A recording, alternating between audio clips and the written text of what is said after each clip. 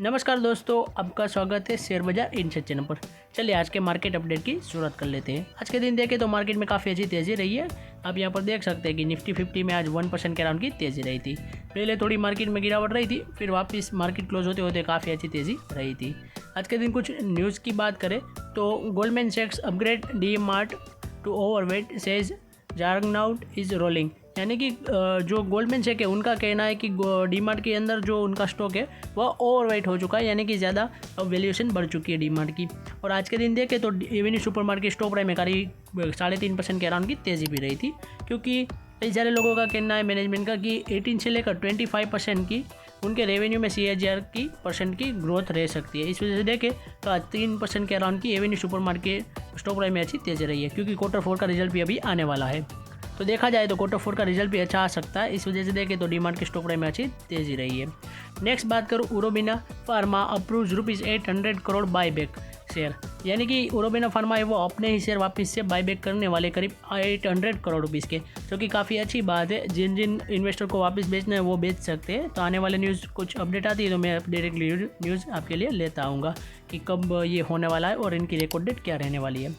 Next बात करूँ RBL bank share jump 4% after exceptional Q4 result, यानी कि RBL जो बैंक है उसका Q4 का जो बिजनेस अपडेट है वो आ चुका है। इस वजह से देखें तो उनके स्टॉक प्राइस में काफ़ी अच्छी तेज़ी रही है और उनको भी RBI की तरफ से अप्रूवल मिलता हुआ नज़र आ रहा है। एमिरेट्स NBD 74% स्टेक एक्विजिशन से रिलेटेड, यानी कि RBI ने अप्रूवल मिल चुका है कि वो NBDs में करीब 74% स्टेक एक्विजिशन कर सकते हैं। इस वजह से देखें तो कंपनी लिए काफ़ी अच्छी बात है।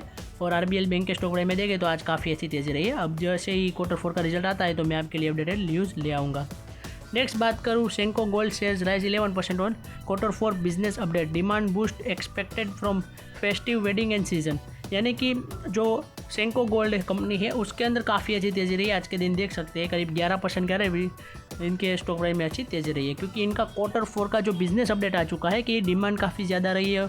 Festive season and wedding season की वजह से देखें तो उनके सेल्स में काफ़ी अच्छी तेज़ी रह सकती है और उनका रेवेन्यू भी बढ़ सकता है। इस वजह से देखें तो इनका Q4 का बिजनेस अपडेट काफ़ी अच्छा आया है और Q4 का रिजल्ट भी अच्छा आएगा। तो इस वजह से देखें तो 11% की आज के दिन सेंको गोल्ड में काफ़ी अच्छी तेज़ी रही है।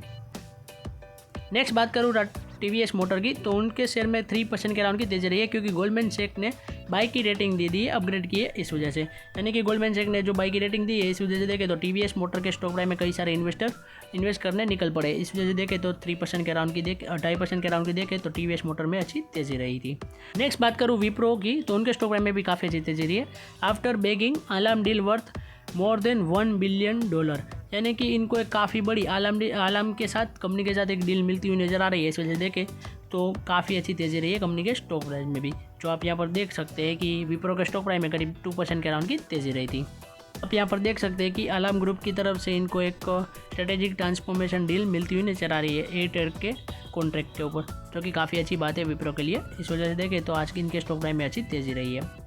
नेक्स्ट बात करूँ Trent jumps over 4% after Q4 business update, इस वजह से देखें तो उनका रेवेन्यू भी देखें 20% की ईयर ऑन ईयर तेज़ी रहने वाली है, ऐसा अभी के लिए कहा जा रहा है। 4,937 करोड़ का उनका रेवेन्यू रह सकता है। इस वजह से देखें तो ट्रेंड के स्टॉक प्राइस में भी आज काफ़ी अच्छी तेज़ी रही है, क्योंकि उनका Q4 का बिजनेस अपडेट आया है। इस वजह से देखें तो उनका रेवेन्यू में काफ़ी अच्छी तेज़ी रह सकती है। इसी वजह से देखें तो आज कंपनी के स्टॉक प्राइस में अच्छी तेज़ी रही है।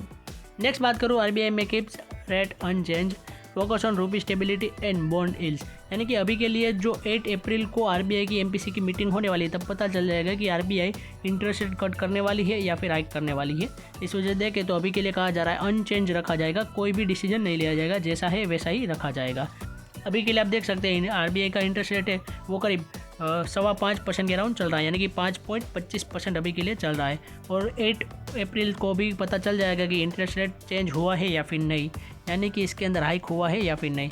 अभी के लिए तो कहा जा रहा है कि अनचेंज ही रहने वाला है, यानी कि 5.25% ही रहेगा। तो मैं आपको अगले वीडियो में बता दूंगा। नेक्स्ट बात करूँ BofA cuts India Nifty 50 earning forecast as stagflation fear rise, यानी कि अभी के लिए जो वॉर चल रही है उसी की वजह से बोफा ने इंडिया की निफ्टी 50 की जितनी भी कंपनीज है उनकी अर्निंग कम आ सकती है, यानी कि कोई जो अभी आनी चाहिए थी एक्चुअली वो वॉर की वजह से कम आ सकती है, इसलिए स्टैग इन्फ्लेशन कहा जा रहा है, फियर है उसका इसी वजह से।